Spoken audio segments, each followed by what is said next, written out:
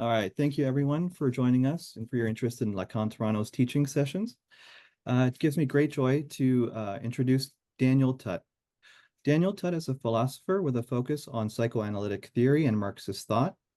He is the author of Psychoanalysis and the Politics of the Family, The Crisis of Initiation, published as part of the Palgrave Lacan series, and How to Read Like a Parasite, Why the Left Got High on Nietzsche, published this year by Repeater Books.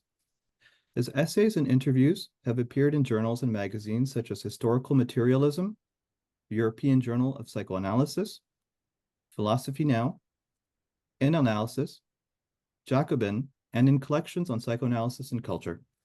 He has taught philosophy at George Washington University, Marymount University, the Washington, D.C. Jail, and is a senior research fellow at the Global Center for Advanced Studies. Tutt hosts the Emancipations Podcast and Study Group Collective, which convenes public seminars on important Marxist, psychoanalytic, and philosophical texts. He is a member of the Lacanian Forum of Washington, D.C., a group that's a part of the IFEP-FCL. By closely reading the Seminar 16 session, Thought as Censorship, Tutt addresses Lacan's response to conservative Freudian reactions to the May 1968 uprising and his retheorization of the Marxist idea of revolution.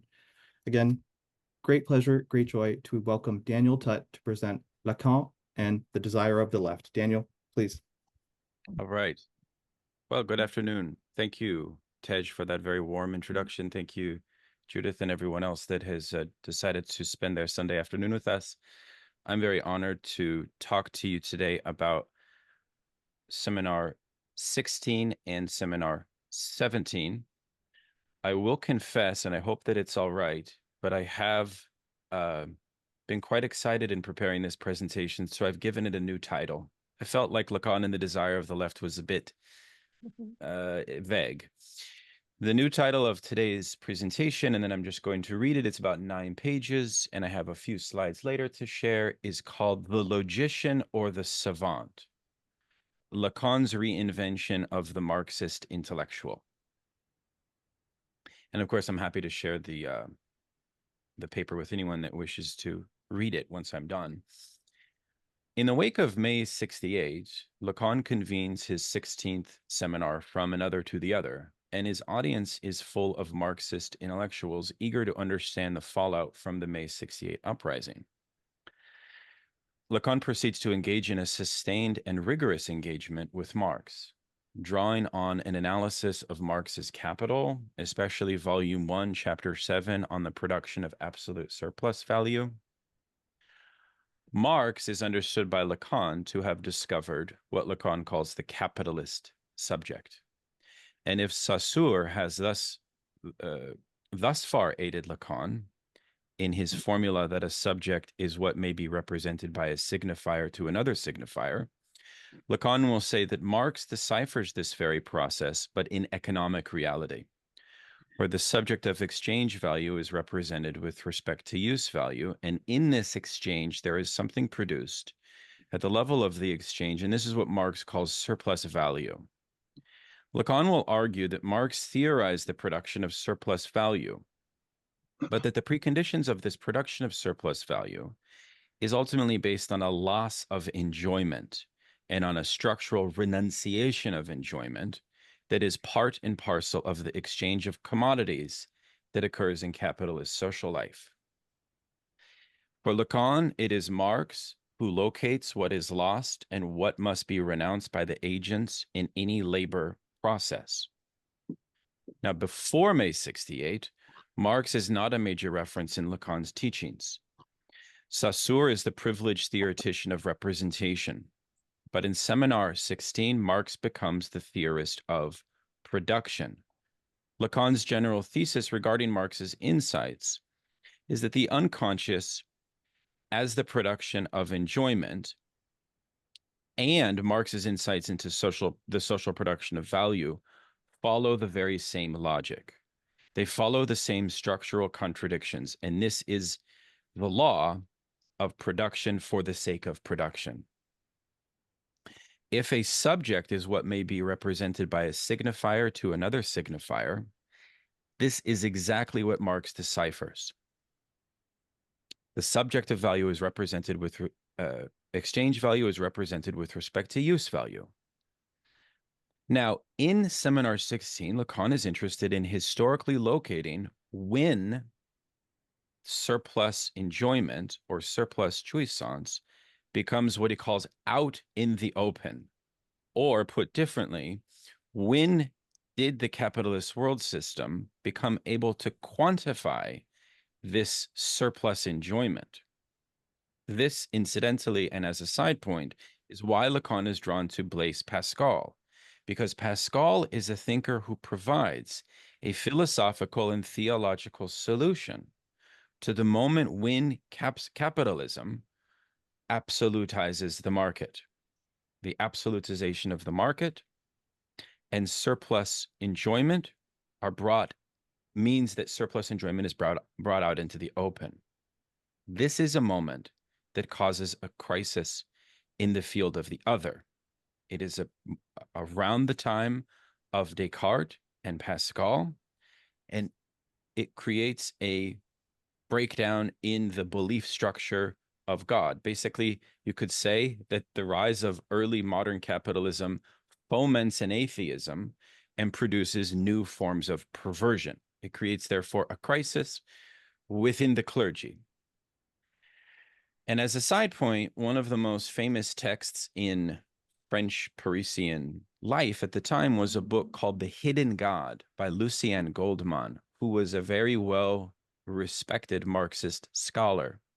And in this text, Goldmann argues that the origins of the bourgeois class during the Ancien regime, their worldview is given a rationale or a raison d'être through what Goldmann calls the tragic worldview of Blaise Pascal, which, from a Marxist point of view, is interesting because Goldmann diagnoses it as ultimately an anti-revolutionary or counter-revolutionary worldview, such that for Pascal, he becomes a sort of prophet or even like a muse for the class stabilization of the bourgeoisie by providing a full account of man's existence as untranscendable. So ultimately, it's a pessimist vision. It's a pessimist vision, which Goldmann will eventually associate as against what would become Marxism in the later modern period. Okay. So capitalism, Lacan claims, renders the guarantee of the social order, of God, of the aristocracy to be inconsistent. This is the notion of the barred inconsistent other. Therefore, the consistency of what is known as truth is no longer guaranteed when surplus jouissance is brought out into the open and we have the absolutization of the market. This means that the object small a, the trash, the detritus, which is a byproduct of the surplus object, now becomes where the intellectual, the psychoanalyst, must locate a new form of truth. That coincides with the rise of capitalism.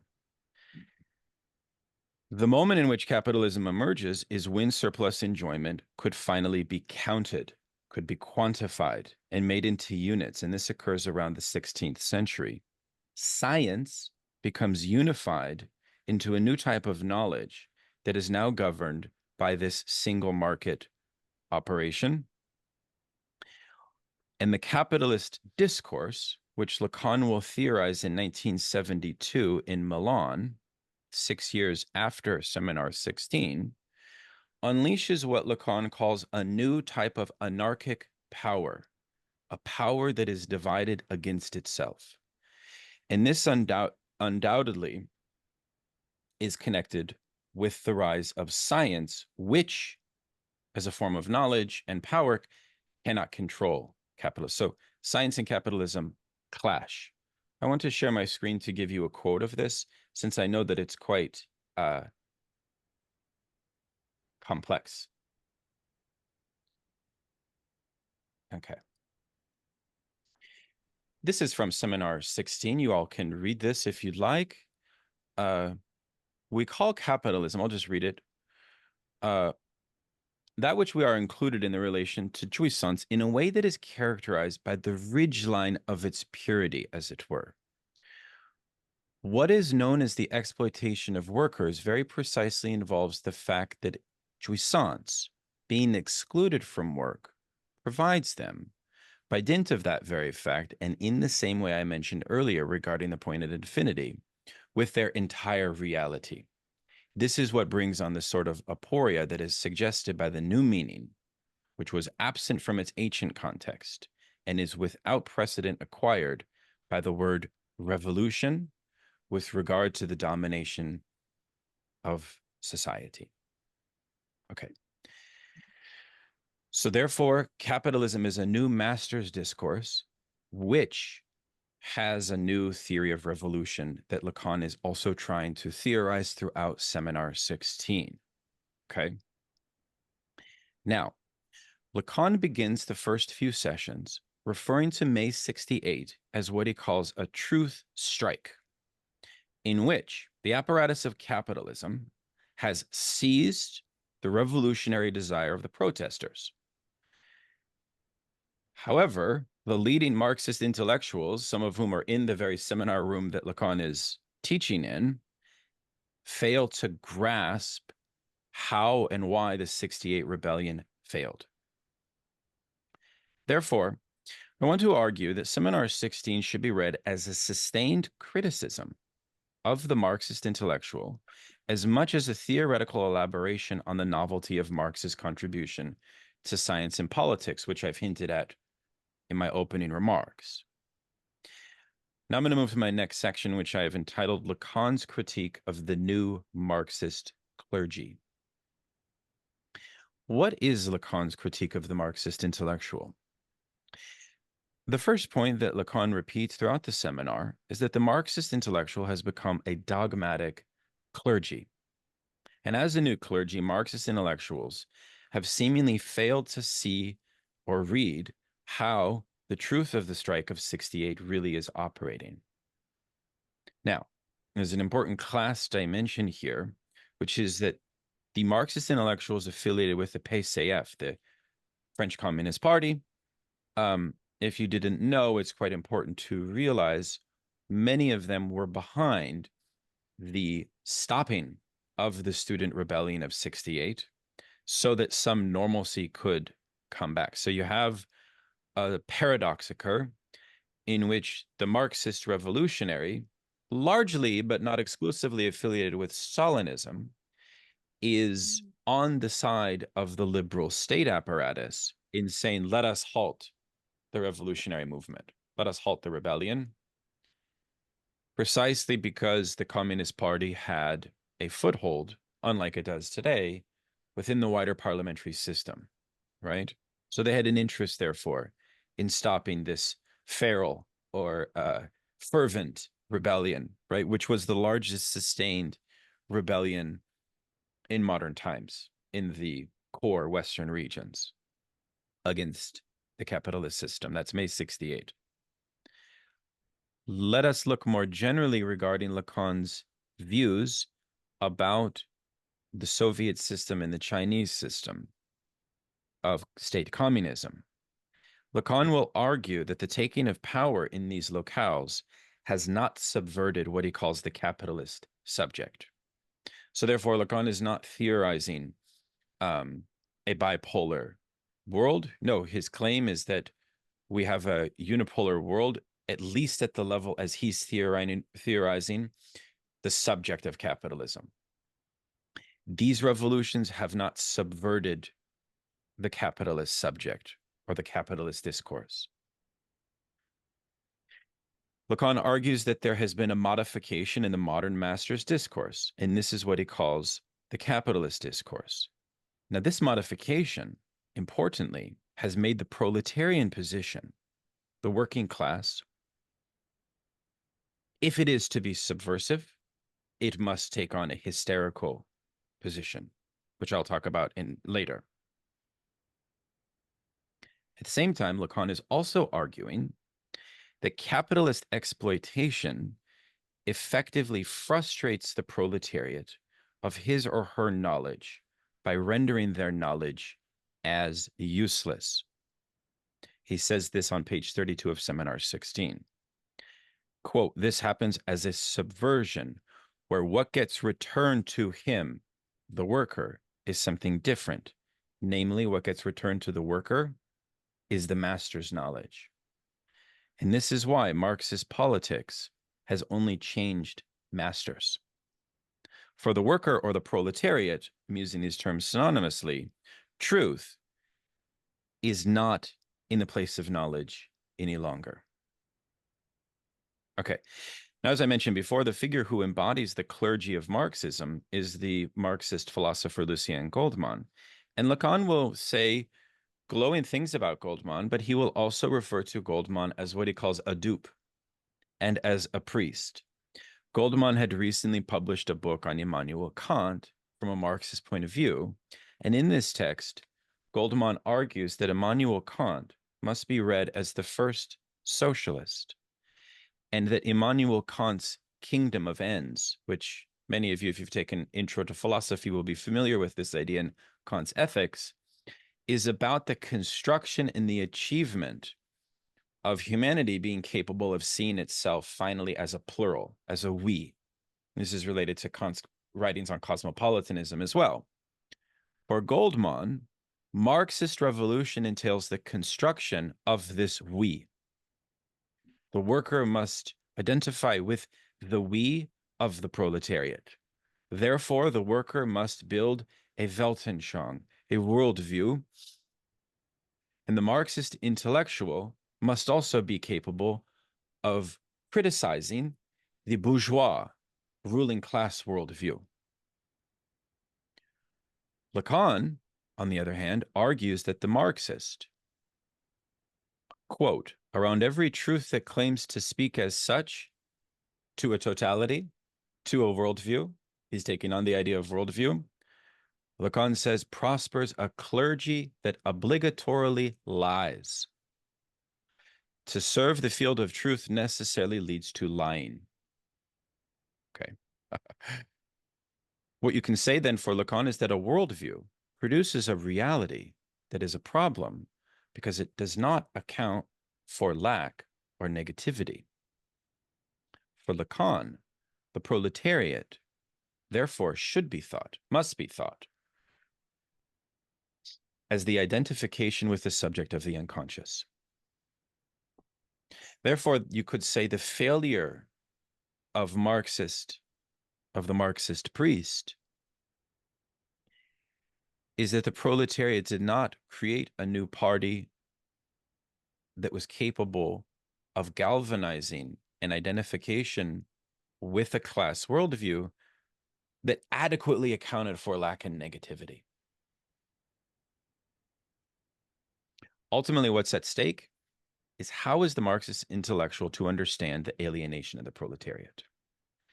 At stake is, in Lacan's criticism of Marxist knowledge, is its reliance on a conception of totality, worldview, and therefore its understanding of class and ideology. Lacan sees Marxism as offering up a faulty prescription for the worker, one that makes the worker into what Lacan will call a savant, which I'll get to in a moment. So let's take a step back and understand the extent to which Lacan is theorizing Marx in this regard. Lacan will say that the unconscious is, quote, knowledge that does not think or calculate or judge, but which doesn't prevent it at the same time from always being at work. That's a quote from Television, page 14. The definition of the unconscious as it thinks is therefore not overturned here, but what Marx adds here is this latter part of the quote, which is the constantly at work, production for production's sake, as I mentioned before, okay? And this theory of the unconscious leads Lacan to redefine exploitation. In seminar 16, I don't know if your group has gotten to this yet, Lacan puts forward a very interesting reading of Capital Volume 1, Chapter 7 on absolute surplus value, where he points out, and he says that no one in the history of Marxology has pointed this out, that the laughter of the capitalist in the process of the generation of surplus value stands out as most important in this passage of Marx's Capital. Here, there is no clear relation to the domination of the worker in the process of the generation of surplus value. The worker is reduced to an employee that is not easily fit in some relation of domination in the chain of exploitation. Lacan, reading Marx, therefore will claim that work in capitalism is reduced to a pure and simple commodity, which means that the worker himself is reduced to the same status, just another commodity. But as soon as the worker learns this about himself, Lacan says that the worker, quote, must find a pathway to a status, call it as you will, qua savant. The worker is no longer part of the proletariat in itself, as it were. He or she is no longer a pure and simple truth. For him or herself, he is what is known as class consciousness. And he may even simultaneously become the class consciousness of a party in which no one ever speaks the truth again. That is from Seminar 16, page 148. This is a clear rebuttal of Lucien Goldman, of Georg Lukács, and of the Marxist vision of class consciousness, as we encounter it, for example, in the famous text, History and Class Consciousness by Lukács.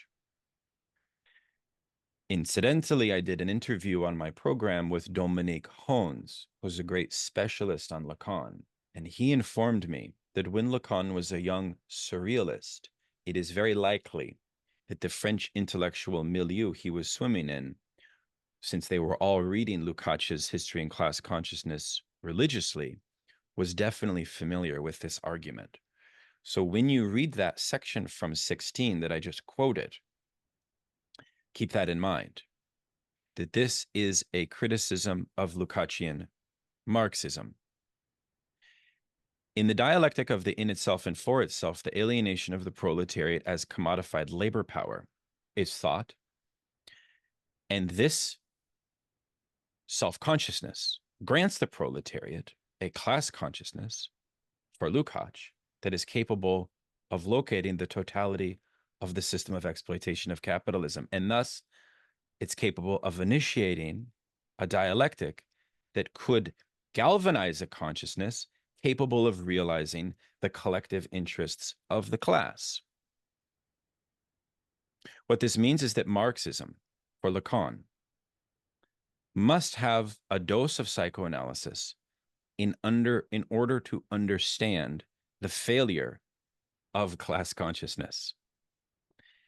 Because the production of this process of the realization of the exploitation of the worker is not making the worker into a savant. What is a savant?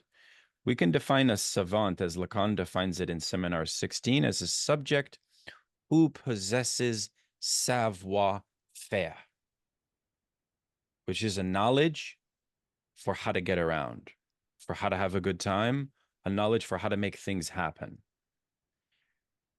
a knowledge, therefore, of how to change, a knowledge, therefore, of revolution. So Lacan is saying that in exploitation and capitalism, the consciousness born from that for the worker is not making them into savants. This again goes back to Lacan's new theory of exploitation, which we will talk about further in a moment. For Lacan, the self-consciousness of the exploited workers later in television is actually leading to, and here I very much disagree with Lacan, the production of new racisms In Television, Lacan says that proletarian consciousness is identifying with it, is leading to new forms of segregation. So he, in a sense, racializes this process, which is very interesting. Such a picture of class consciousness misses the lesson of Hegel, that in being totalized, the eye of knowledge will never attain self-sufficiency, the kind that is articulated in Hegel's self-consciousness. However perfect it may be, the eye of enjoyment remains excluded. That is the heart of why the savant cannot emerge from classical Marxism, because in Hegel, there is the eye of enjoyment. You could say they need an understanding of jouissance in order to fully theorize the production of a subject who would be capable of revolutionizing capitalism, who would be capable of putting to use savoir-faire, their class consciousness. But Lacan is saying this is not happening. Instead, the Marxist intellectual is becoming a dupe. And a dupe is someone that someone else exploits. That's his framework for what a dupe is, which is actually quite interesting because later in the seminar, Les non-dupes errent, Lacan will argue that is the non-dupes that err. Now, that's not a solidarity with the Marxist intellectual at this time, and I don't want to make that bridge at the moment, but it is an interesting point. Overall, we can say at stake in Lacan's critique of Marxism is a rejection of the scientific relation to workers as a liberating class agent, as Lenin and later Lukács and others theorized it. One of the great sources for this is Jacques Rancière, who's a French philosopher trained by Louis Althusser. Louis Althusser is the preeminent Marxist philosopher that gave Lacan a space for his seminars, and who in 1963 gave a year-long seminar on Lacan and psychoanalysis and incorporated the idea of Lacan's subject into his own revision of Marxism. In his book, Althusser's Lesson, Rancière says that Lacan's theory of capitalism resulted in the autonomy of theory for the Marxists that were drawn to his seminars. Theory, or Marxist theory, no longer needed to be bound up with the worker struggle or with the Socialist Party. We can say that after Lacan, Marx, I don't mean Marxism, I mean Marx, transforms into a theoretical source of novelty, and the Marxist intellectual no longer needs to rely on the worker. Lacan therefore contributed to setting Marxism free from Marxism, setting Marx free from Marxism. I think at worst, this has led to a scholasticism of Marxology, detached from the class struggle in the party.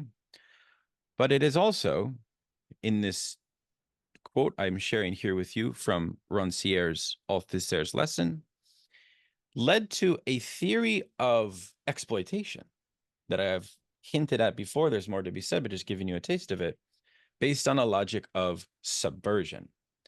And one of the things about this logic of subversion, I'll let you read the quote as you wish. I won't dictate it for you,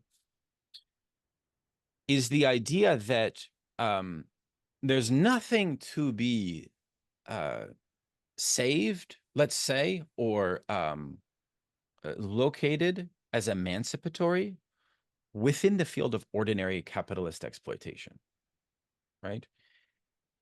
So that is a thesis that I find, and I would love for in our conversation to see how you find that claim, because it is something that I see as Lacan's great contribution to Marxism as what I will call later a gadfly. And everyone knows what a gadfly is, right? It's a very particular kind of fly that lands on the back of a horse, but at a location where the horse cannot swat it. So therefore, it's like a pest. is another name that they called Socrates, right? On the polis in Athens, is a force of agitation. But it's a productive agitation.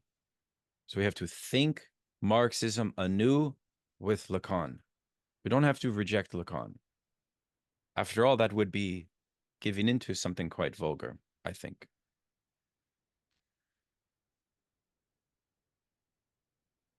More to the point, in 1844, Marx theorizes 4 types of alienation of the worker.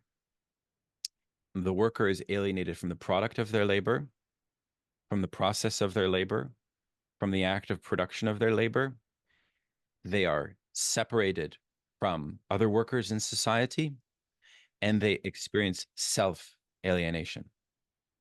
Now, through the wonderful work, The Capitalist Unconscious by Samo Tomšek, the young Slovenian Lacanian philosopher, he points out in a very helpful way that Lacan offers an entirely new theory of alienation, referring to this alienation as constitutive alienation, which is not an alienation that is cognitive, based on some kind of cognitive recognition or misrecognition, rather, that we might get from the first volume of Capital, of the theory of commodity fetishism and so on. It's not alienation of false consciousness. Rather, capitalism is a master's discourse that structurally imposes relations of domination on every subject. And this is a relation that does not allow the subject to renounce what Lacan calls primal enjoyment or primal jouissance. The production of lack through renunciation and the production of surplus becomes a crisis in the new Masters Discourse, which Lacan will identify with capitalism. This is a process which Lacan will also re-theorize vis-a-vis Hegel and the Kojevian master-slave dialectic. So the outcome is that alienation is in some sense theorized to be ubiquitous, and it is theorized as detethered from relations of labor directly. Okay, next section of my paper is called The Four Discourses, a response to Stalinism, ? That may sound strange to you, but bear with me. In Seminar 17, the other side of psychoanalysis, Lacan will famously invent what he names the theory of the four discourses. Here, he proposes discourses as a non-chronological theory of historical discontinuities. He proposes them, therefore, not in what's called a historicist manner. He proposes them as discourses beginning with the Masters Discourse, then provoked by the Hysterics Discourse, the University, and the Discourse of the Analyst. They move on a quarter turn, and each discourse poses an agent to another, and each discourse circulates a truth and produces a product, or what he calls a surplus enjoyment, surplus jouissance. He uses these devices that he has elaborated before called mathemes, and he applies them to the discourses. Now here, I want to give you a visual of the four discourses, including the four key terms of them as a refresher. In case you're not familiar with them, this will be perhaps confusing, but I will try to clearly articulate in one sentence the core function of each discourse and go through them so we have a common foothold. So we begin with what Lacan calls the Masters Discourse. Now, the Masters Discourse has a historical origin, according to Arik Laurent, in Greek society, but it's not to be understood in this chronological way, as I mentioned before. It's really like Lacan will use, as we were reading in our study group on Seminar 17 this morning, Lacan will use the Anna Lassan's introduction into the space of free association, right, as inhabiting a type of Masters Discourse. Okay. So we have to think about it. The challenge of the mathemes and the discourse theory is that we have to think about it from all of these multiple vantage points. So here we can see and define the Masters Discourse as moving from the S1 to the S2 down to A. And let me read this for you. Signifiers of speech, let's say, accidentally slip into speech and challenge the presupposed knowledge one has about oneself in analysis, thus creating the dimension of a divided subject, here, here to here, okay, as well as an extra. This then prompts a continuous articulation of these signifiers. So the Master's Discourse, therefore, doesn't fully have a resolution. It circulates. It is the dominant discourse. The Hysterics Discourse has an interesting origin point, according to many, in Socrates. And in fact, in Seminar 17, Lacan will use the metaphor of the 19th century proletariat working class of Marx's time as a hysterics discourse. In the Hysterics Discourse, we see a divided subject who questions what riddles their symptom to an agent, to another, let's say analysand to analyst. This is in the position of S1 following the arrow, thus producing a new knowledge about their condition that generates a surplus enjoyment for that subject and marks a new speech in the place of production. The hysteric becomes a new engine for the Master's Discourse. So there's much to be said regarding the Hysterics Discourse, but just so we get our bearings straight, that is one way to get at it. Now, the University Discourse, and this will come back in a moment, seeks knowledge, S2, by addressing a question of its own status, its own singularity, to a field, to an other, which is known as the field of general knowledge. The subject is delivered to this knowledge, but they are deprived of the capacity to resolve their singularity under the bar of S2, the S1. And they thus recirculate knowledge without an adequate question regarding the resolution of their singularity. Now, the best example that I give to my study group is the reference Lacan makes to a text by Diderot, the great Enlightenment thinker, by the title of Rameau's Nephew. If you ever want to understand the meaning of the University Discourse, you have to understand this text. It is a text of a dialogue between an educated and an uneducated person, in which the knowledge of the educated person does not resolve the underlying split subjectivity of the uneducated interlocutor. In other words, you're saying all of these things to me, you're saying these concepts and these words, and they sound very fancy, but they're not helping me with my undergirding, with, if you'd like, my savoir-faire. So now you can see that University Discourse can produce a dupe. The University Discourse is exactly what Jacques-Alain Miller and Zizek and others have shown to be a reference to the Marxist clergy. The Marxist theory is functioning like this. It's not resolving the splitness of the worker adequately. Okay? Now,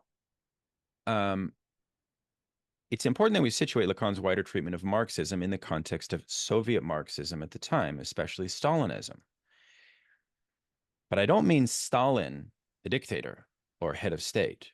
I mean here Stalin, the intellectual, who in 1950 wrote a seminal book on linguistics entitled Marxism and Linguistics.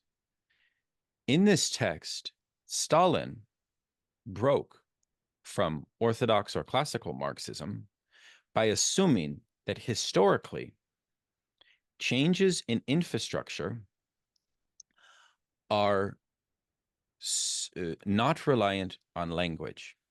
So Stalin produced a mutation in the Marxist understanding of human language, which ultimately, according to Jean-Claude Milner, but many critics of Stalin, led to summarize, a de-revolutionary potential, an anti-counter-revolutionary potential.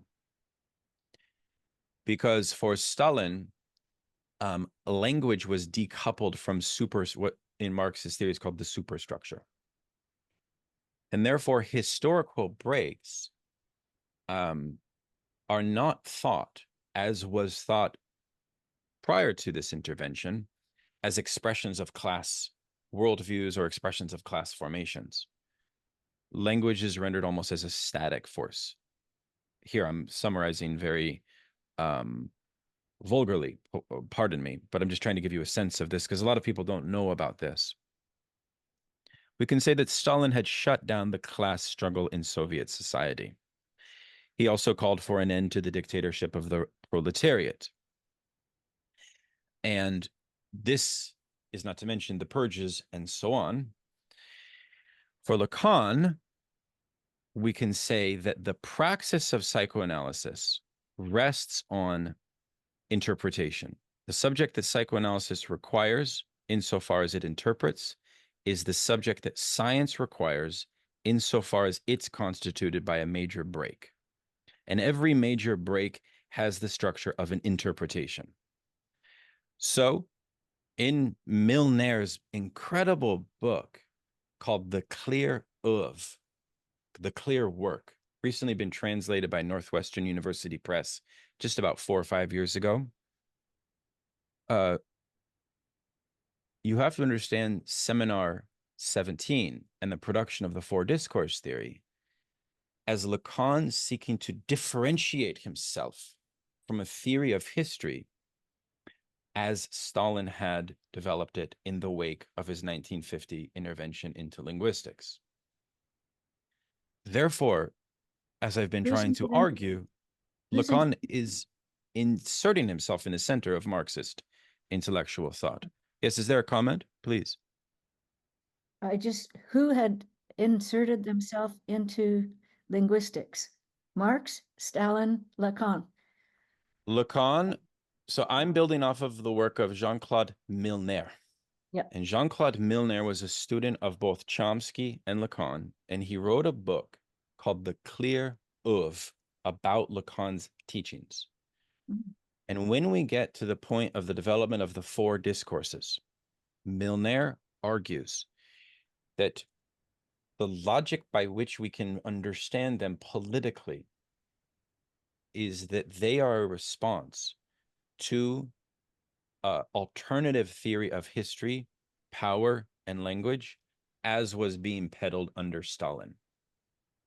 Stalin was offering an evolutionary theory of historical change.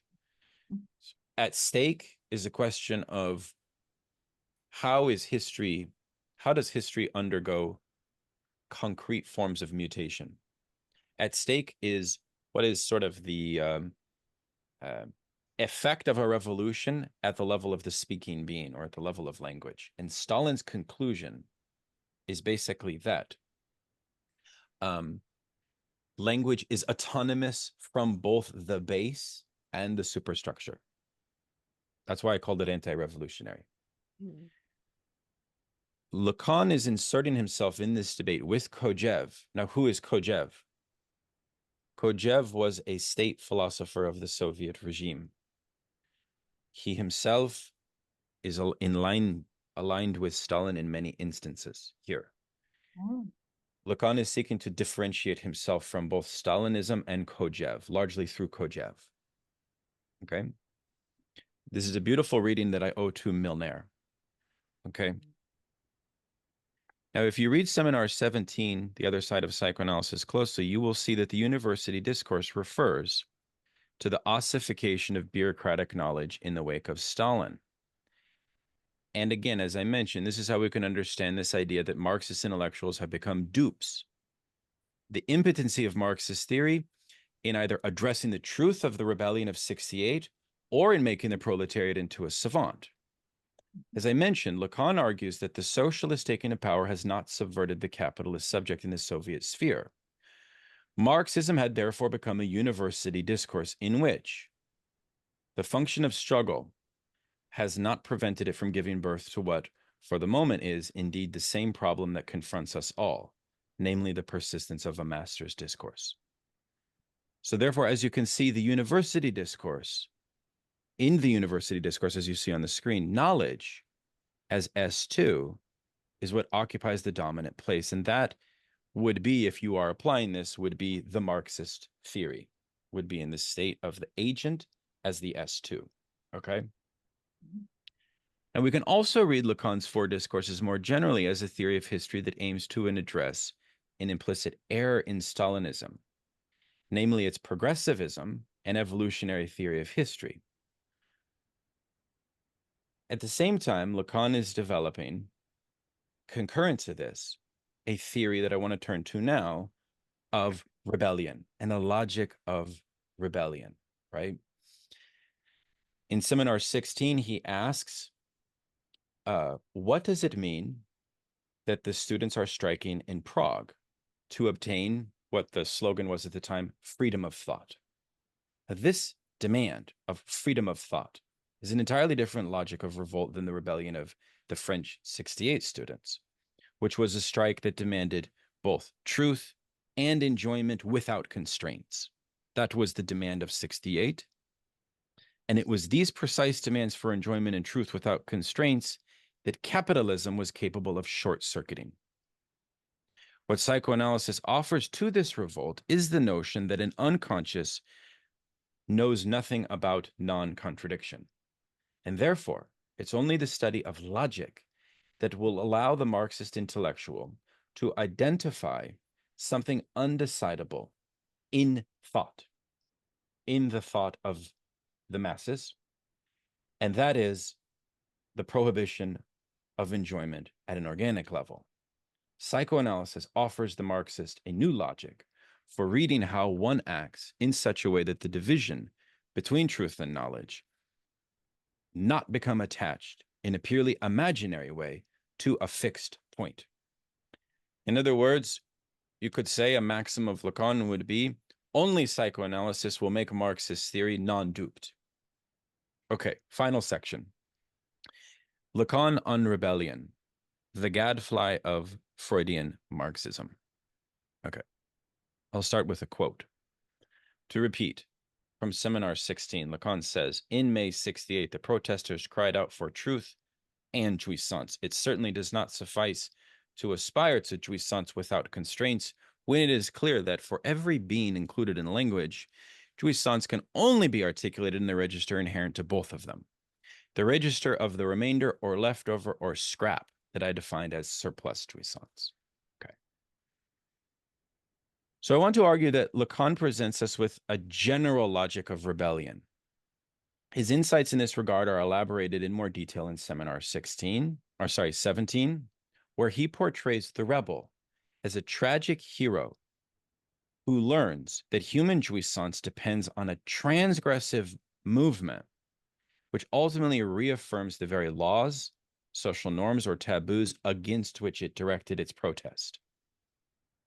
Famously, this reaches its crescendo when Lacan tells the post-68 protesters on December 3rd, 1969, that, quote, what you aspire to as revolutionaries is a master.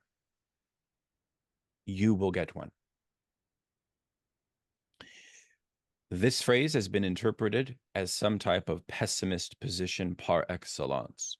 It is often read as suggesting that revolt cannot replace the master's injunction or the master's discourse.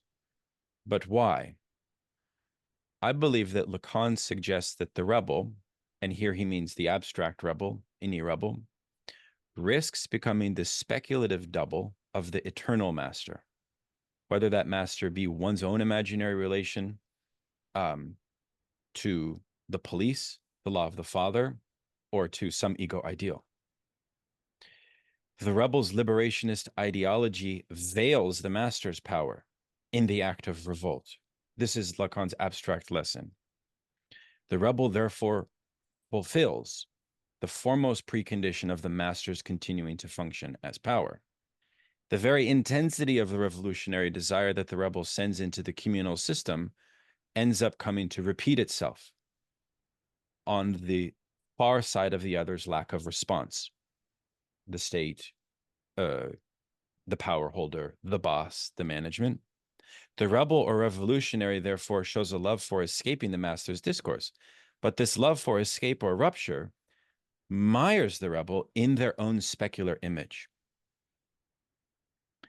And thus, as Peter Starr has written, the knowledge of a fully self-present and potentially consummate revolutionary moment, which the militant originally supposes of the other, can only be a narcissistic illusion, an inverted reflection of the revolutionary's ego ideal in the placid mirror of the subject presumed to know.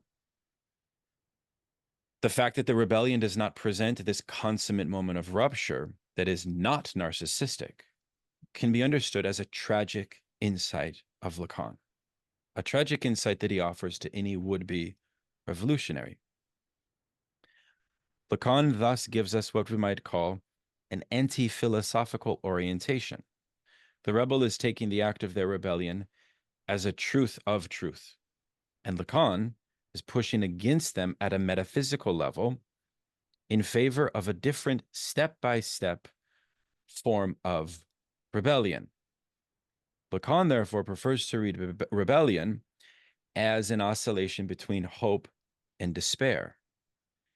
Because human desire is in a fundamental impasse, one that is tragicomic, this same ambivalence and vacillation of desire must be recognized in any act of rebellion.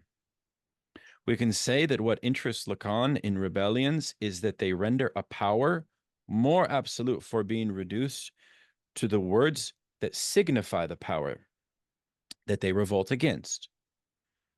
Lacan's tragic insights into rebellion therefore invites us to think a space for revolt that is not captured by the master. This is why in television, Lacan says only a saint can subvert the capitalist discourse. If Lacan's judgment on rebels is that they're caught in this narcissistic loop of their own ego ideals, this importantly presents an important point of contrast with the work of more conservative liberal Freudian scholars at the time of '68, Janine Chasseguet-Schmergel and Bella Grunberger. They both wrote a famous anonymous manifesto against May '68, and specifically against Freudian Marxism. As Freudian psychoanalysts, Schmergel and Grunberger argued that Freudian Marxist ideology valorizes perversion because it promises a shelter for the restoration of ego ideals as experienced as in childhood. For them, the theories of Wilhelm Reich, the godfather of Freudian Marxism, and Herbert Marcuse are put to the service of a desire of the left, but in such a way that proffers an all too easy reunification with the ego ideals of the rebel. Freudian Marxism, according to them, thinks rebellion as necessitating an abolition of the Oedipus complex itself. And they therefore argue that revolution ought to be about the blissful return of the subject to a harmonious state of their own ego ideals, as experienced in childhood. And this is why they think that Beyond the Pleasure Principle is not a superior text to Freud's 1914 text on narcissism, where he privileges the ego ideal over that of the death drive. And in Seminar 16, Lacan will criticize these two psychoanalysts, by the way, if you're not aware. It's quite interesting, actually. Freudian Marxism, by conceiving of liberation in such a total way as a freeing of all chains, only compounds the irrationality of the ego ideal, and this contributes to only a loop of frustration for the rebels, for the left. In its aims to bring about a world where all needs are satisfied, where the world of harmony will finally reign, where contented humanity will dream no more, the left develops a social bond where each subject is promised a reunion with their own individual ego ideals, and this only compounds narcissism. So Lacan, I think, offers us a form of thinking Freudian Marxism that is far less utopian than this, which is why, as I said a moment ago, we should consider Lacan to be the gadfly of Freudian Marxism. And in that way, he's a gadfly to the left, to Freudian Marxism, and to Marxism proper. Thank you very much. Daniel, thank you so much. Let's open up the floor for questions and comments, please.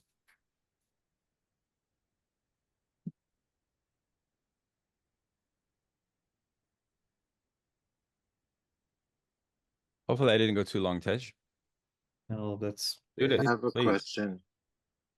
Whoever is first, please. Mark.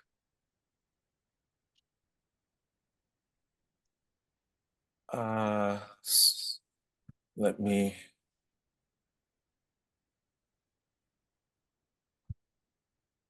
just ask, so amazing to hear such a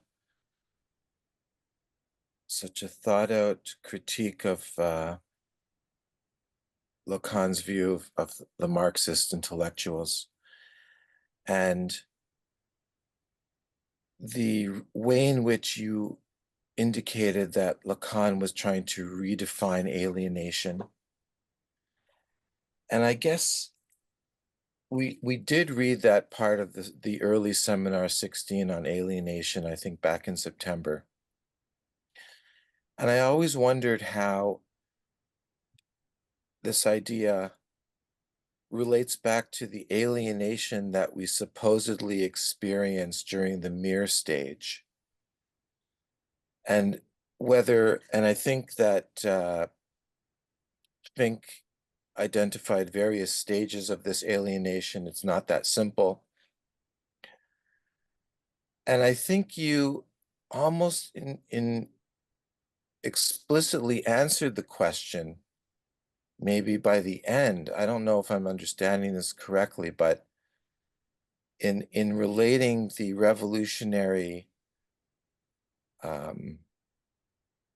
roadblock, in a sense, back to experiencing the ego ideal in the imaginary, whether this takes us back to the mere stage.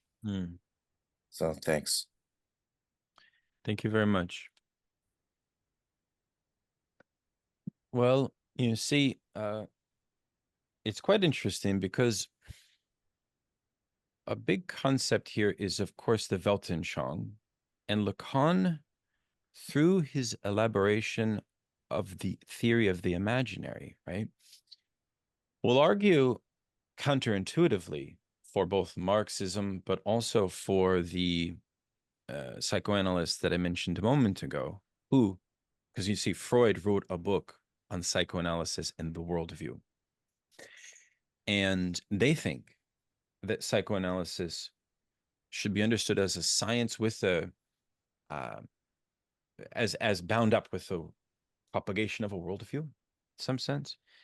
And as we know, Lacan will argue that a subject identification with a worldview comes at the risk of further fomenting, let's say, the aggression of the subject. And that is part of the reason why the aggression of the specular image of the rebel, right?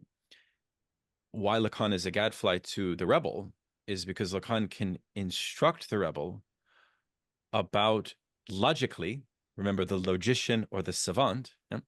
Logically locating that narcissistic impulse and then moving beyond it, you know, in some sense. So this is why I think that Lacan is so essential for the left, actually. Keep in mind the text which was entitled Freud or Reich, the anti-May 68 text. Keep in mind they argued that Wilhelm Reich and Herbert Marcuse, to some extent Norman O'Brown as well, are putting forward a Freudian Marxist theory that is giving sanction for the youth revolts of the 60s, from the free speech movement to the sexual revolution, etc., as a total break from ordered or regimented rational society, and that on the other side of that rebellion would be the freeing of eros, would be the realization of a unity with eros, which would be, and this is a very 60s motif, right? Finding the outside, right? You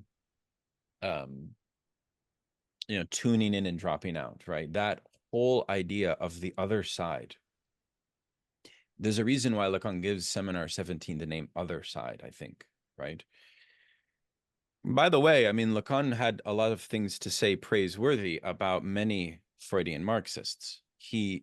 I don't think we can call him a Freudian Marxist, but he had many positive things to say about Norman O'Brown, who wrote Life Against Death on the psychoanalytic meaning of history, a very interesting California-based professor in the humanities who once got a grant, I think, from Ford Foundation to basically read Freud very, very deeply. And he wrote this incredible book called Life Against Death. And in Seminar 15, the one on the Analytic Act, Lacan dedicates a whole session to Life Against Death and praises it, actually, and shows that Norman O'Brown is different from me because he's a Protestant and I'm a Catholic. That's an interesting point. Sorry, but yes, I think you're right. I think that this is I guess you could say it's also similar to Lacan's debate with the Kleinian school regarding the aggressivity of unity with the mother and so on, and this whole business regarding Lacan's theory of the imaginary. That's what I'm interested in, is how does Lacan teach us something about that at the level of social rebellion, revolution, etc. So I don't know if I'm answering your question exactly, but I think that it has to do with this question of only a kind of only a type of detached and skeptical logic where psychoanalysis could function almost like a kind of aid to the revolutionary. Lacan's not, and he's very clear in Seminar 16 and 17, that he doesn't want psychoanalysis to be inducted into the revolutionary struggle as some type of tool. I think he's sort of theorizing it is removed from the struggle in a certain way. So he does have a very concrete distance. And I think that if you read Milner about the later Lacan, once Lacan learns of the horrors of Stalinism and what happened in China, which happens in the mid-70s, Lacan abandons Marx. That's a tragic fact, which is that Lacan interprets Marxism as homologous to Stalinism. That's Milner's point in the Clear Oeuvre. And therefore, one of the consequences of that, when we get to the later Lacan of the parlette, of the speaking being and all of that, many have argued, including Milner, that Marx is sidelined, which means that this revolutionary thrust of Lacan's thought has marginalized Marx in his later years. He becomes a kind of terminal liberal. So anyways, please, I don't know who's next, Judith, maybe? Yeah, Judith, Alexandra, then John, please. Sorry, Tej, you're the moderator. I'm sorry. No, you're really good at this. So. It's just a marvelous presentation, bringing together so many authors and thinkers and philosophers, but also historical events that I have lived through and had thoughts about and puzzles about all the way through. And but I wanted, in the last 3 paragraphs or so of your presentation, I felt that the word that you need there, and that ties it to what you see in the clinic, is self-idealization. It's like trying to achieve the ego ideal even some people are psychotic, they're in a regress state and trying to get to the ideal ego. But it's fair enough to join a revolutionary group with ideals in mind and trying to achieve those ideals, and then experience all the complications of, if you get it for one person, then you're stepping on another person, etc. But the one that undermined or gets to people, I think, especially after we've had kind of 20 years of the evolution of narcissism and narcissistic mannerisms even, and ways of speaking and ways of relating to each other, what gets people is the self-idealization. They don't realize it. It's not really like delusions like grandiosity. It is like a bringing forward of an infantile state, I say, where they're sitting on their knee, the mother's knee, and everybody comes in and claps for them. And that just fills them with a kind of jouissance that I think that when I know young Marxists, neo-Marxists, they call themselves, they have a kind of certainty, like Lacan talks about, that, and whereas they're not that certain about everything else, but when it comes to Marxism, they have the certainty that they've joined, and it's their self-idealization that they paste onto the Marxism, and so they start sounding like very dogmatic people that you can't have a discussion with anymore about the results of where that would lead. So I think I just found this fascinating because I've got some of these neo-Marxists in my surround who I love and try to relate to. But and I had one other association. When I was young, many, many years ago, the two people I knew, they were a couple who were socialist. I learned from them that they were socialist in every way possible. They talk about it. This was in Western Canada, so they didn't use the word communism was a bad word and so on. But anyway, what was clear was that the socialist people always had the best stereo sets. And so when I heard you talk about that what started out as Marxist ideals then, and well, no, it's why the proletariat didn't turn out to be useful, is because they wanted the best stereos, and they just too got taken up by consumerism and getting the best. They were allowed the best of certain things. Then down in Toronto, they were allowed in this group to send their children to the best high school, a private high school. Whereas if you were really socialist, you wouldn't. But anyway, thank you so much for that talk. It was fascinating. No, thank you, Judith. I like to hold contradictory truths together, and I encourage my Marxist comrades to do the same. So in the quote I gave from Jacques Rancière, or he said the effect of Lacan on French Marxism, just to repeat, was to theorize the class struggle as a struggle of subversion. We know Lacan's great emphasis on the subversion of the subject. And then he continued to say that had the negative effect of not aiding or equipping the Marxists to think this dialectic of the in itself for itself, to think the realization of the we, right? Yeah. So how can you incorporate a thinker like Lacan who will help you de-dogmatize yourself? Yeah. If you wrestle with him, right? But also retain the Marxist wagers, because keep in mind also, as I mentioned, that Stalin had become associated with Marx falsely. Therefore, the generation of Lacan was deprived, and were not deprived, of being able to go back to Marx to discover his ingenuity, his singularity, what Marx offers regarding what Lacan does want at this time, which is a transcendence of the capitalist discourse. Of course, Lacan's point is that I'm a psychoanalyst. It's not going to be me.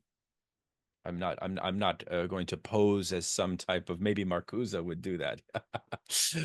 But he would never pose as some kind of revolutionary. No. I mean, he would. And even Jacques-Alain Miller in a recent interview says that Lacan, when looking out at the new social movements today, Miller says to his credit that Lacan would keep a allyship, a solidarity with the most radical left, because that's who he was, right?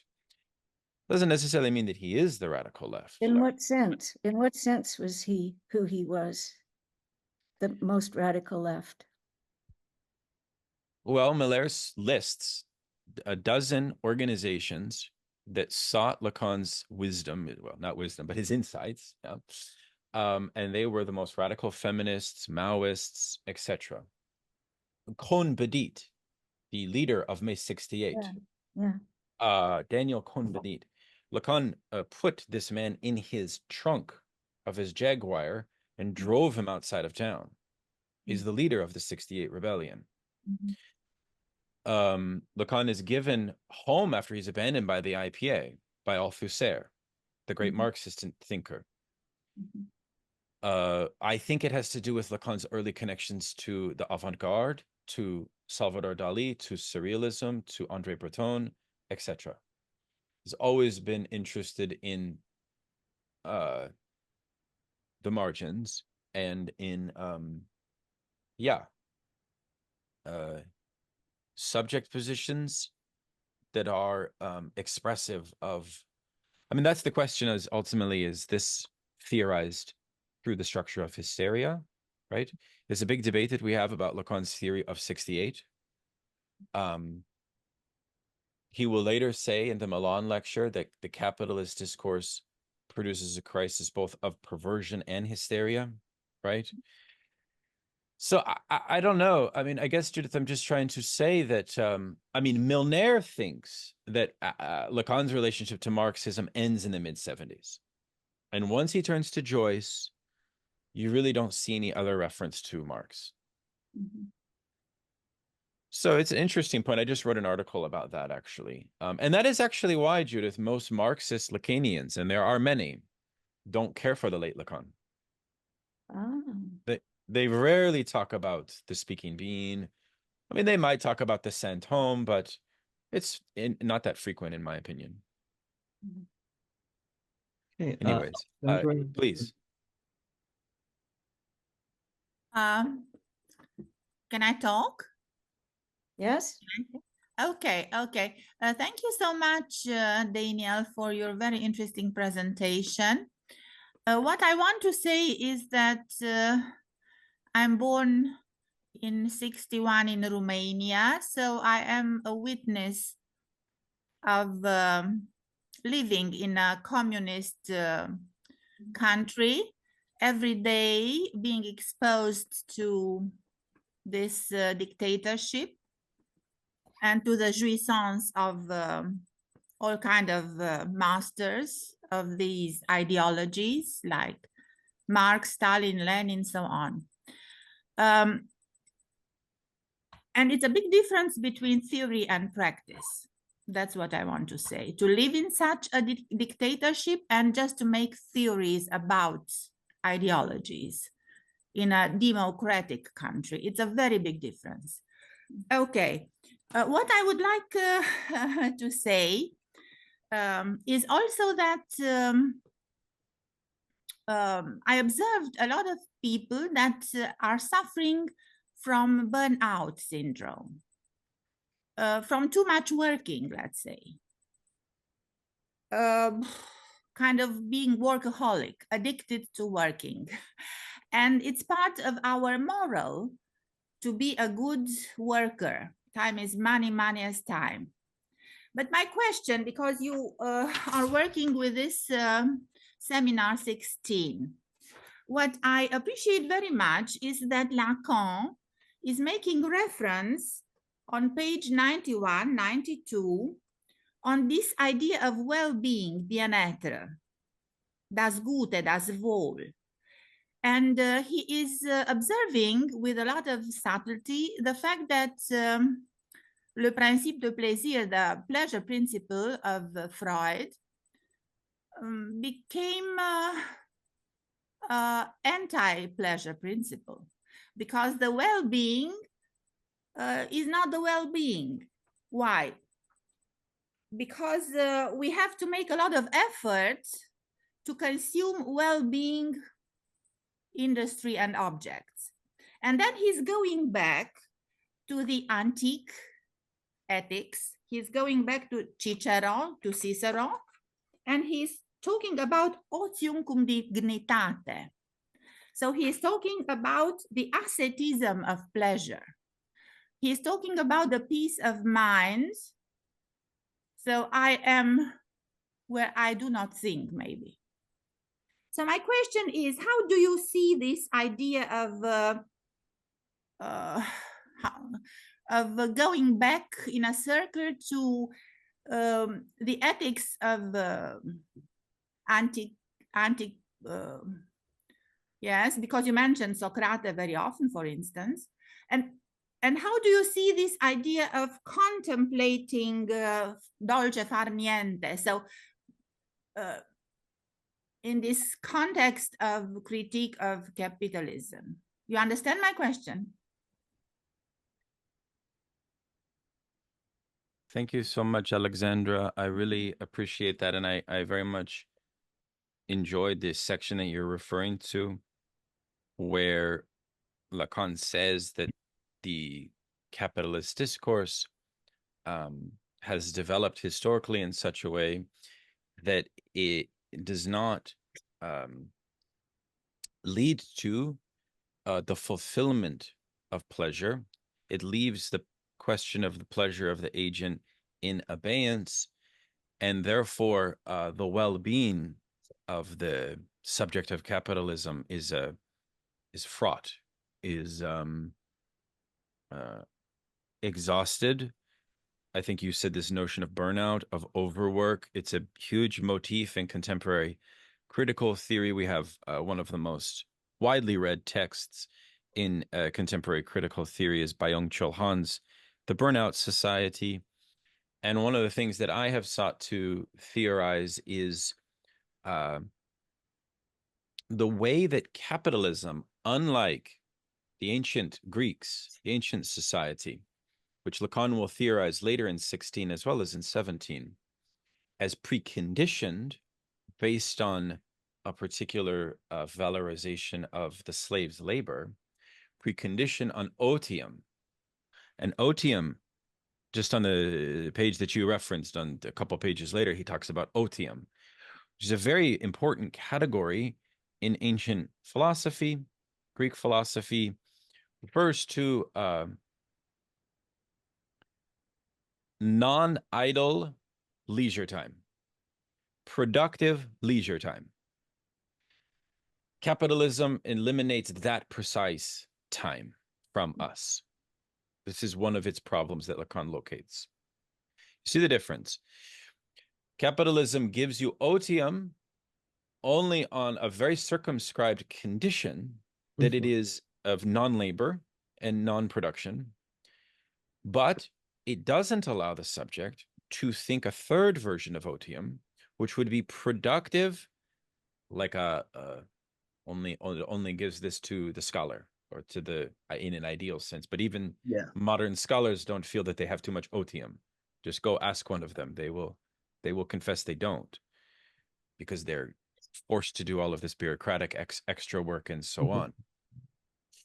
So it is that which is at the origin ultimately of culture.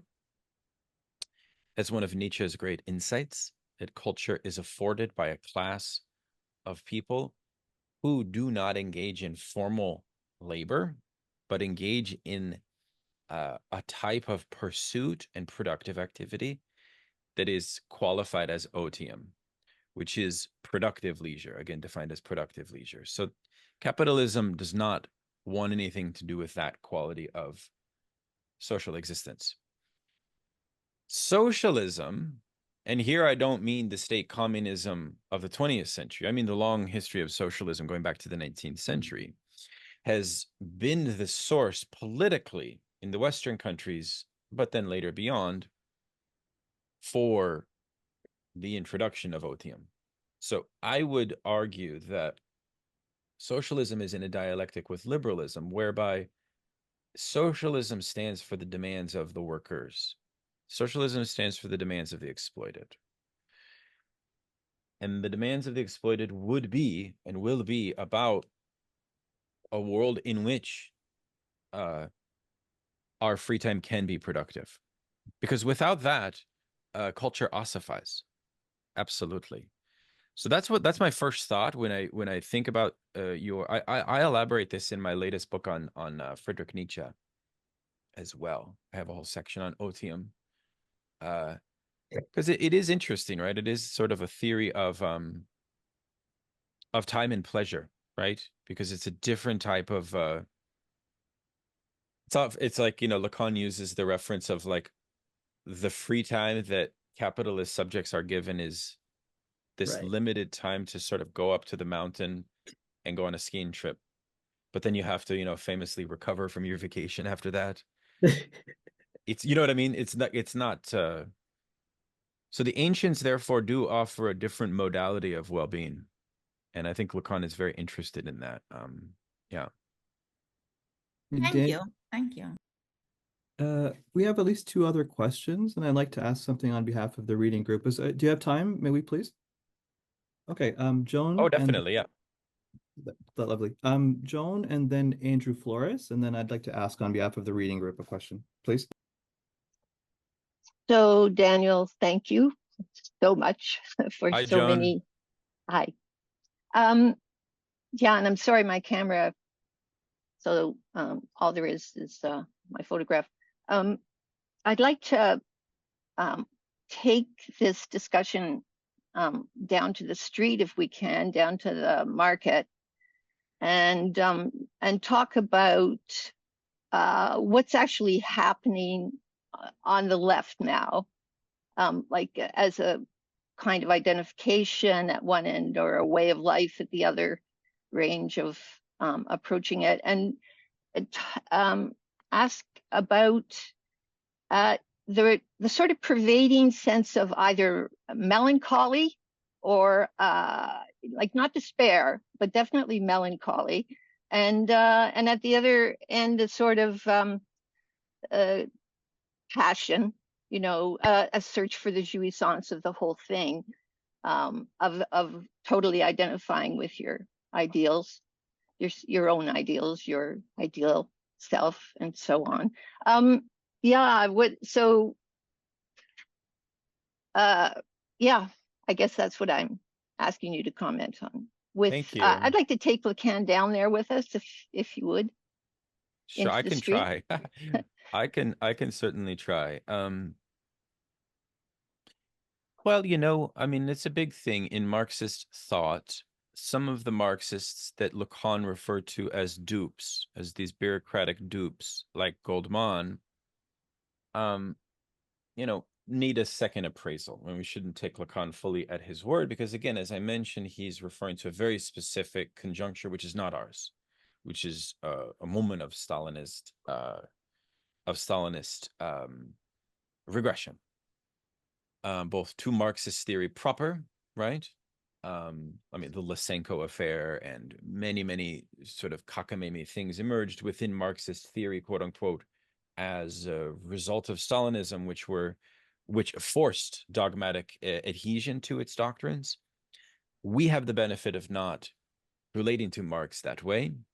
It is liberating to not, it is both a blessing and a curse to not have a party. Because if we had a party, it could afford us a new vocation of the intellectual in which they're capable of, because you see, one of the things that's going on here also is a strident criticism regarding knowledge production within the modern academy. We were just talking this morning about the first dissertation written about Jacques Lacan by Lumière, Annika Lumière. It's entitled Jacques Lacan. And he says, The interesting thing about this text is that it takes one of my fundamental axioms regarding the unconscious and its relationship to language, and it reverses it. And so it proceeds on the basis of a profound error. But as it circulates within the knowledge of the academy, it doesn't quite matter, because the circulation of that knowledge is ultimately around what Lacan calls the invention of the scholar's name, and the circulation of what he calls the S2, or the sort of knowledge effects, ultimately, of academic knowledge. They leave the scholar and the whole scholarly community in a position of what Lacan calls shame. So university knowledge leaves the scholar in a position of shame. But the good news is there are some philosophers who can help the scholar get out of their shame. And you know who the number one thinker that can do that is Hegel. Which is why Lacan uses the neologism of Hegel can regale the scholar. And Andrew knows this. I love this quote. It's Hegel can take the scholarly pursuit and relinquish the shame involved in it, which has to do with his own relationship to the achievement of the absolute and other things, which I won't get into. Yeah. But anyways, on the point of melancholia and the sad affects of the contemporary left, I mean, part of that is that Marxist intellectuals themselves give into pessimism and resignation. Like Zizek in his debate with Jordan Peterson, the Jungian, Canadian, firebrand, conservative intellectual. I think Zizek gave into a pessimism. One of the things you have to recognize is that as a Marxist intellectual, we do need to affirm that a life beyond the reality of contemporary capitalism is possible. Therefore, we need to affirm something beyond capitalist realism. And many Marxist intellectuals are not prepared to do that. So Zizek is here invoking Freud through a reading of the Death Drive that would reinforce that very same pessimism, which ultimately means that your idea of the left is no longer utopian. So that's a different problem than the problem I talked about before of utopia as an ego ideal, which is harmonious. And therefore, because what you see, one of the things I didn't mention, why is censorship an issue? Censorship is an issue dialectically because if you have a theory of revolution that's based on a harmonious resubmersion of a blissful one, what happens when that doesn't occur is aggression, censorship, exclusion, otherization, etc. So the basis of by which the left in its sad affects and anti-optimism produces sensorial activities, I think actually that is still kind of what is at stake in some sense, but the difference now is that it's being pitched in a non-utopian way. We need to galvanize a sense that there is another world possible beyond capitalism. That needs to be put onto the table once again through the prism of and with the thrust of an optimistic affirmation, which is why I felt that it hurt my feelings in some sense that Lacan is criticizing Lucien Goldman, who's saying that Marxism is about the construction of the we. I would think that Marxism should be about that, absolutely. I would, but in that you need a class analysis to avoid the trap, and there are many traps, of getting the left caught within the mainstream liberal system, right? I mean, just take the example of Biden and what he did to the socialists within what we call the squad. After the George Floyd uprising, the Biden administration rhetorically aligned with the left for the racial reconciliation revolts and rebellions. They then proceeded to not produce any material change regarding the cause or the situation, right? So therefore, the left got duped by the bourgeoisie. Now here, Alexandra, forgive me, I'm using an old term that will probably make your skin crawl. I'm saying bourgeois ideology. But it's true. Like Marxism also has a truth valence. Marxism has a truth valence, right? It didn't under Stalin, but we're not encumbered by a bureaucratic party apparatus, as Stalin was. So we, in a sense, we have like the truth of Marxism can still be talked of. It can still be invoked in this way, I think, Joan, is what I would say. Yeah, I mean, I gave a presentation in Beirut to about 150 Marxists, and I criticized this melancholic turn on the left. And it's funny that a lot of people got upset with me because it's an intellectual debate. A lot of leftists think that the melancholic position can be subversive and revolutionary. I'm writing about this for my next book, partially. I'm not so sure that it is a revolutionary position. So those are some thoughts, Joan. I hope that that helps a little bit. Very much so. Lots of things to think about. And gee, thanks a lot, Daniel. It's been a good afternoon. Andrew, please. Hey, Daniel, I just want to say a really great presentation. Really, really good to see you systematize all the stuff that we've been going over in the reading groups, both in the Lacerdo prior Marxist reading groups and the Lacanian ones. And I guess I really want to comment and kind of speculate and ask you on this conclusion, if I get it correct, of Lacan as the gadfly for the Marxist intellectual, because I think it's really interesting given the historical background of what's going on post May 68. So many people, Foucault, Derrida, Deleuze, renounce Marxism, but without saying it, in the name of Hegel, and to destruct and destroy the dialectic as a false movement. And obviously you've talked with Rockhill, and we've talked about this in the reading group, the way in which French theory, as niche as it could be with things like biopower, textuality, different subjugations of power, that it negates the sort of colonial and imperialist question. But I think even though Lacan will kind of disregard Marx in the later era of his teaching, I think that because he retains his allegiance to Hegel, that there is the conditions of possibility to rethink the conceptuality of not only Marxism, a la Lacan, but even a psychoanalytic Marxism. And I think also on the other end, in Latin America, we get the same thing with Leon Rosichner in the way he investigates the subject in the social, a la Freud in group psychology and the ego, civilization, discontent, where he articulates what he calls the breach, right? In which pretty much the breach is the both internal and external distance which we're in. The ego is the personalization of structure under capitalism, which is this sort of alienation.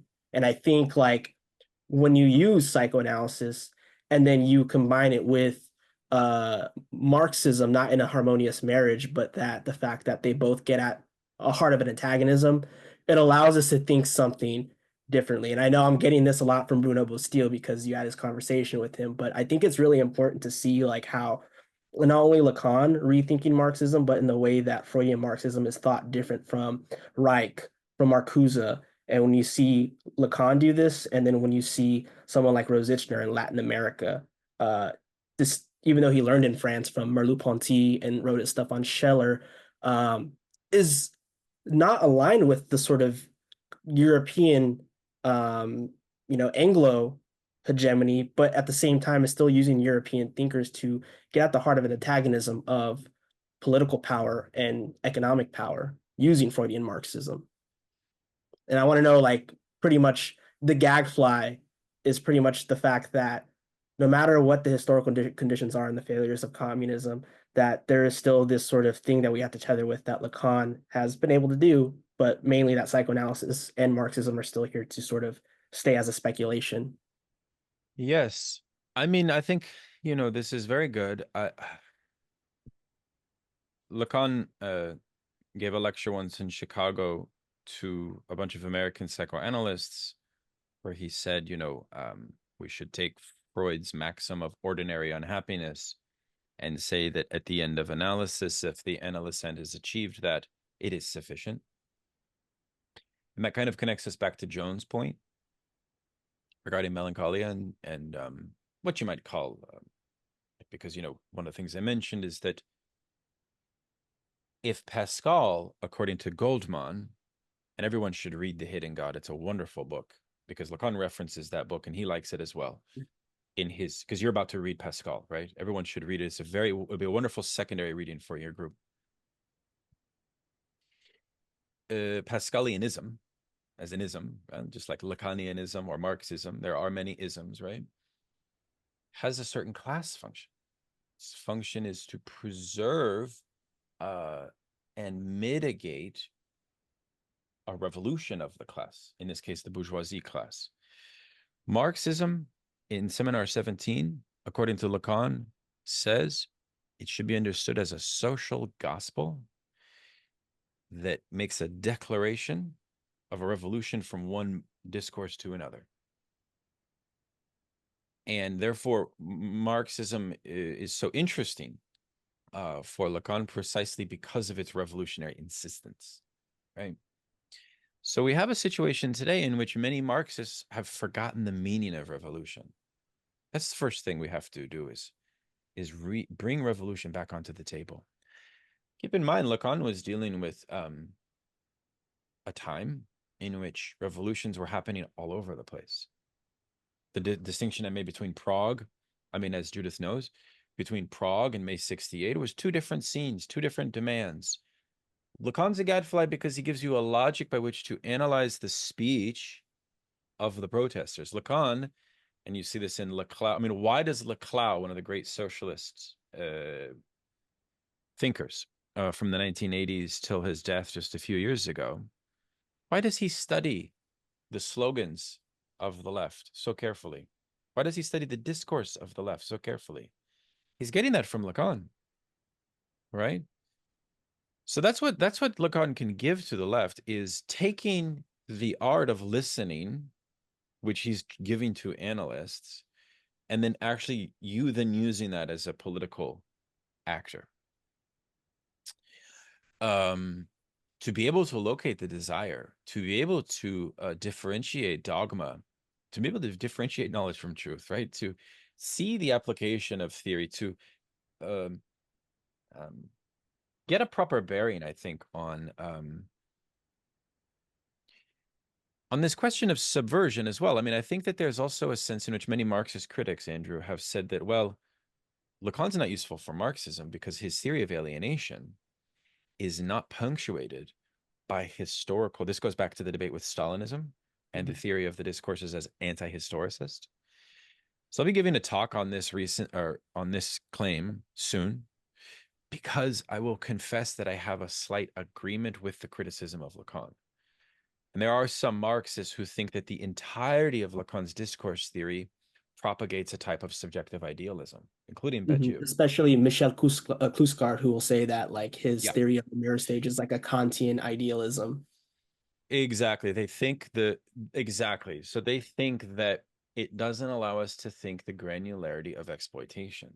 In other words, they think that the theory of subversion, when applied to the proletariat, means that we can no longer speak of the distinction between working class and middle class, or bourgeois and proletariat. Question we have to ask is, what is the effect of invoking those distinctions? Do they have political effects when we invoke that distinction? That's what Lacan gets me thinking about, you know, in terms of his criticism of the Lukácsian dialectic, let's say, of the in itself and the for itself that we talked about earlier. So you have to read Lacan like that, and I think that he's clearly a gadfly because he's a good one, you know. I mean, I think every discourse needs a thinker like that to think with it critically, right? And that's very different than a lot of people who think that Lacanian Marxism is some easy synthesis. I think, if anything, this presentation I've tried to show that it's not really about a synthesis. Yeah. It's something slightly different than that. Yeah. Yeah. And I agree. Last thing also is like, it's interesting thinking about in the terms of the way ideology works in the Lacanian field, because it seems like, and I say Lacanian versus Lacan, and I don't know if you would agree, but in the way that you see, like it has a sort of Althuserian stench to it, which of course Leclau and Mouffe will just say hegemony rather than science and hegemony. And then people like Zizek will just homologize and collapse ideology onto one subject. So you don't see the distinction between the bourgeois ideology and the working class ideology, which are two antagonistic things. And I think that is a problem. Exactly. Yes. Thank you, Andrew. Thank you so much. All right, Daniel, Really thank you good. so much. Thank you, everyone. I just want to pose a little comment and a question on behalf of our reading group. First, I just want to thank you very much for bringing to the fore the political and subjective necessity of logic in undermining the non-duping process. So just to put it in a kind of clumsy way, but thank you for touching on that. And the question that I want to ask on behalf of the reading group, we're taking a slightly different model this year, where we sort of pre-read sections of the seminars or Lacan's writing, and we do short presentations before we begin our session. So you've put a lot of things into play: philosophy, Marxism, forms of anti-Marxism, and so on. So the question I want to ask you as a philosopher and as a writer, what are some strategies that you use in reading Lacan that might help this process that we're going through, where, you know, a lot of us are maybe new to writing about Lacan, but we're just looking for just some reflections that you have just on the process of reading and writing on Lacan, if you have strategies that you would recommend, please. Oh, wow. Thank you so much. Well, I love this question. I mean, I benefit immensely, and I've written about this as well, reading Lacan with a group that includes analysts as well as philosophers. I think that is essential, even though often, and it's getting better, I think, those two readers of Lacan can come at the material in very different ways, but that contrast, it can be very productive.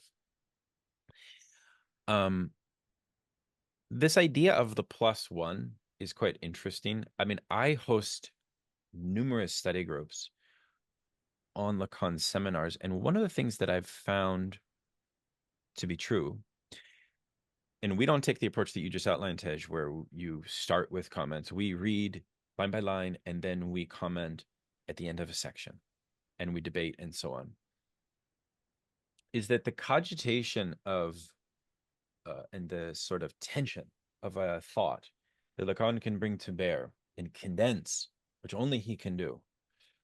You know, for example, you can only really have a 2-hour session. The most you could get through maybe would be 10 pages, but that's a lot. That's maybe too much even.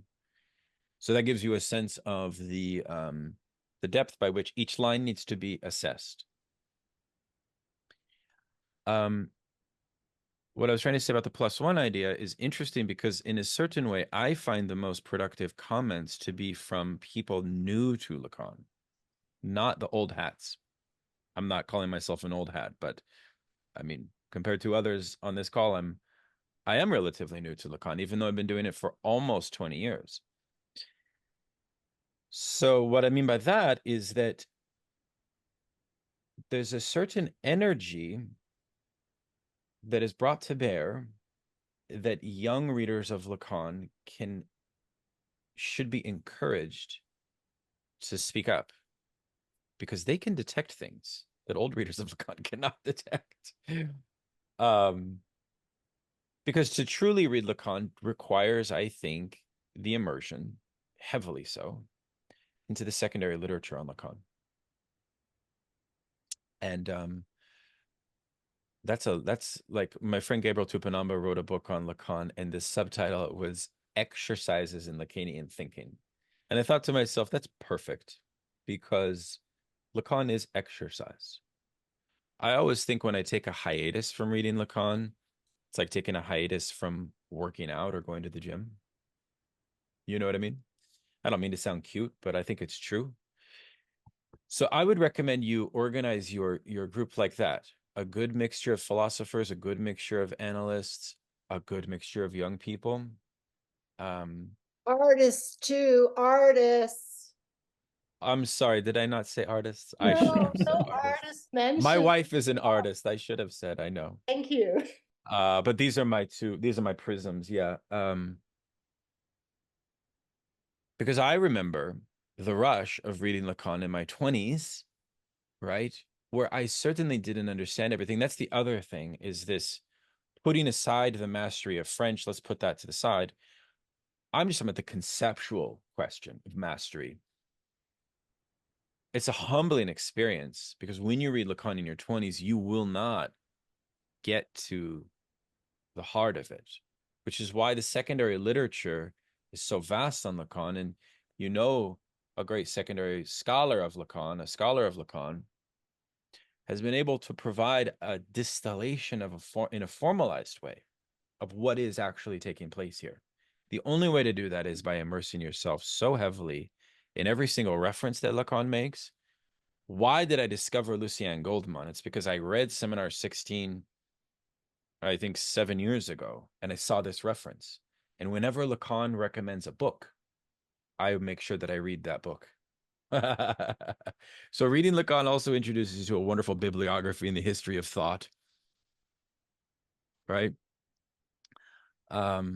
Anyways, that's what I would say, Tej. Those are just some thoughts. Okay, that's lovely. And you know, there's a saying in Punjabi, when someone gives you your hand, they usually pull your arm.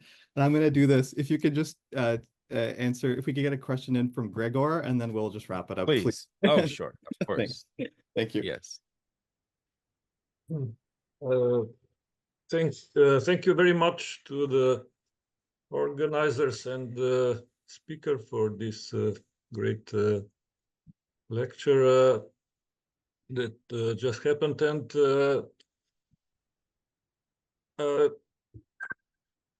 oh, I apologize. Sorry. I just wanted to say one remark that came to my mind after listening to the conversation. To put it briefly, some communists would say, oh, I'm sorry. This is my wife from South Africa calling me. I apologize. So what I wanted to say is that some communists could say that the very defeat of German Revolution that happened a little bit more than 100 years ago. Oh no. Would you mind if I just quickly accept this, or I don't? Sure. So sorry, Liffy, I'm at the meeting. Can you hear me? Okay. I will call you back in a few minutes, okay? Okay, bye. I apologize one more time. No problem. Just wanted to say that since that defeat of German You're talking about Spartacus uprising? That happened by Social Democrats, Freikorps, and so on and so on.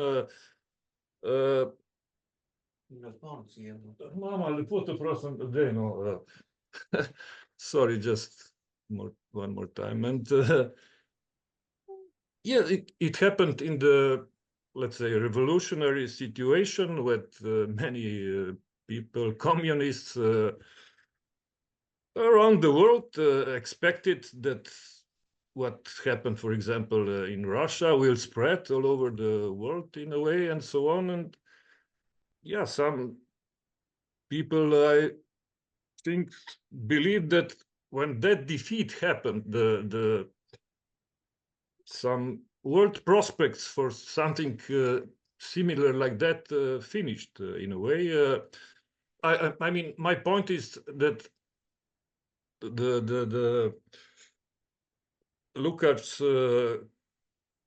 history and class consciousness was written in that time, which was revolutionary time. And basically nowadays we live in a time which is not revolutionary at all. I mean, you mentioned this capitalist realism and so on, and so just thought that came to my mind. Maybe we would need some some kind of history and class consciousness that would be written for our not revolutionary time, whatever that might be. I mean, so. Yes. Thank you so much. Thank you so much for your comment. I really appreciate it. I think everyone would benefit from looking into the work of Lukács, the great Marxist thinker, because one of the things I really like about him is that at a subjective level, he was born into an aristocratic family, and he had the name of von Lukács. But when 1917 Bolshevik Revolution happened, he was so enamored with it that he dropped his middle name and just went by George Lukács and became a communist.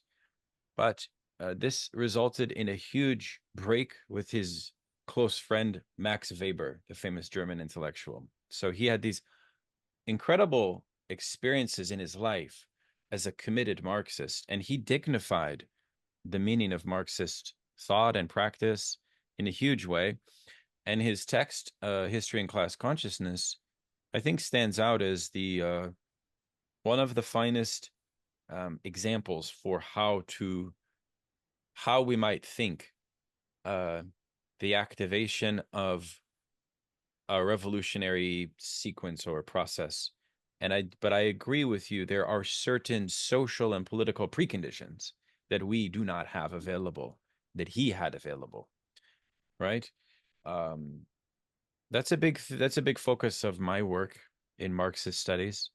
So I agree, it would be good to one thing I'll say though is Lukács did admire Freud. I don't know if you knew that, Gregor. A point that I wanted to make. Well, Yes. anyways, it's something we can discuss at a later time, but thank you for your comment, and I appreciate your scholarship as well in these matters. Well, I am no expert, just thank you again for the lecture. My pleasure. All right. I couldn't do justice to that last question, but I tried to just say a couple of things. You're basically right. I mean, the problem is that nobody could could do it. I mean, because I know that is the problem. All right. Daniel and everyone, thank you so much. Daniel, thank you for your generosity, and I hope that this is a first of many times that you'll be with us. Please keep us posted. I posted links for Emancipations and your website just in our chat. And it would be great if I could get a copy of the paper to circulate, if that's all right. Okay. With you. Yeah. Happy to do it. Terrific. Yeah. Happy to do so. Read it. So I just want to welcome, again, just thank you, everybody, and invite Daniel, yourself, and everyone to our next session on the 3rd of November. It's Michael J. Miller. So everyone, thank you. And Daniel, thank you so much. This has been really a treat for all of us. Thank you.